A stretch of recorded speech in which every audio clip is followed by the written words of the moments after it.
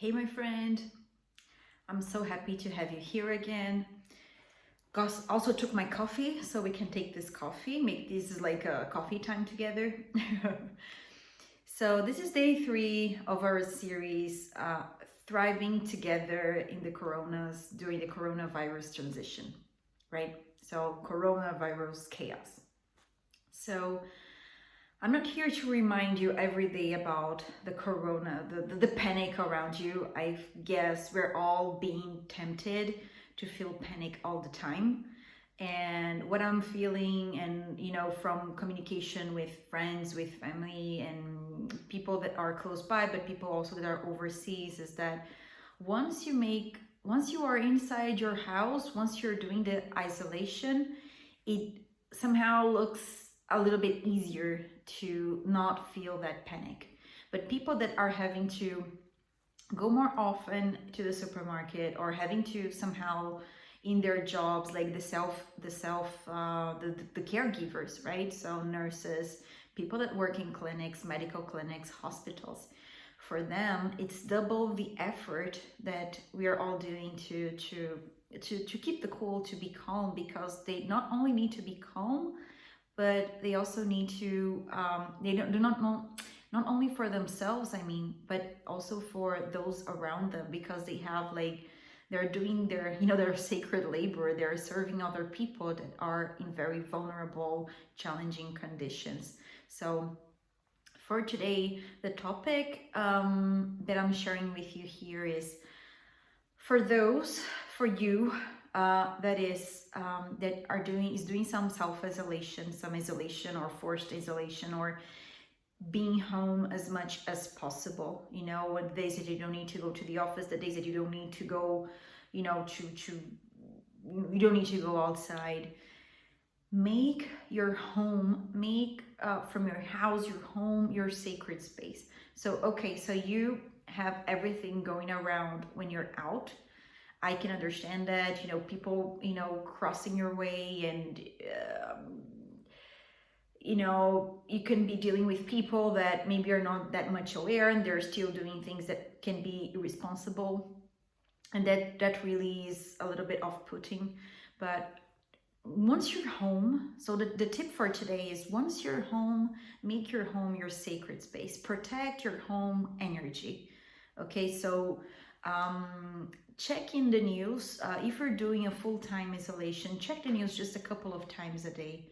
I promise that nothing big is gonna change out there. So if you check it like I don't know, later in the morning or lunchtime, and then later in the evening, that's an idea, right? Because when you wake up and you see that panic, you get those news. It's really, it doesn't help you to keep the good energy. It does not give the good tone sometimes for going through the day, right? So if you check a couple of days, a couple of times a day, that could be enough. If you're like with your family, what you can do also is have somebody, especially if you have a numerous family, assign somebody to be like on that day, that person is going to be the person looking for news and sharing with the family. So this is a way for you to have some family time, make this family time useful, and still kind of restrict a little bit of the the news that are out there. Because let's face it, many of those news, they're not really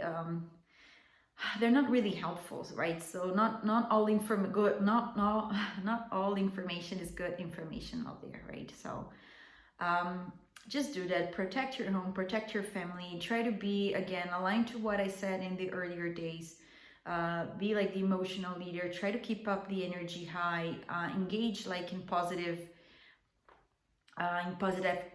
activities at home. Use this time to have like meals with your family. So at least dinner together, if it's something that you don't do already, have that. If during the day it's something very like rushy to go on lunch, to have lunch together, if everybody has their own schedule, which is okay, try at least the evening time together, and yeah, and I guess that's it. So the takeaway for today is, protect your home, protect the energy of your family. So when you're outside, deal with whatever is happening outside, trying to keep your cool, but when you're at home, protect the energy of at home and the people that is part of your family. Okay, and that again can go with if you're the person that is being the glue for the people, your family that is outside, right, is overseas, like in the case of mine. I'm the one in the chat that from time to time check in with them and try to see like is everybody okay, just want to know if everybody's okay. So send something light-hearted, some message, or some kind of positive thing for them, just to keep the bond and to keep communication going. Okay, yeah, so that's it for today. I didn't drink my coffee, I was blabbing all around it here.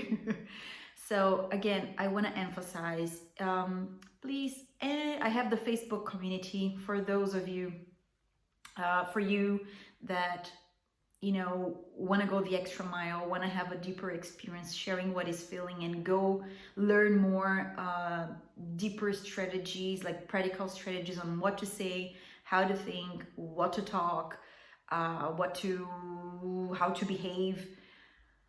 I'm gonna share all that in my inside community, my private community on Facebook. So I'm gonna share again the link here. Click it and be part of it. It would mean the world to me to have you there, to be able to help you in our support group through Facebook. So the name of it is Let's Thrive It Together, Thaís Delida Institute support group. So if you start putting there Thaís Delida or Let's Thrive It Together, you're gonna see the name is gonna pop out there. Okay, no worries. Again, everything that is written there, just the members can watch it.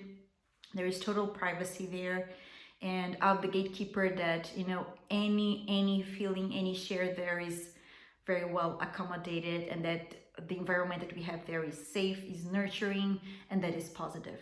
All right, so thank you again. I wish you a great day, and bye bye.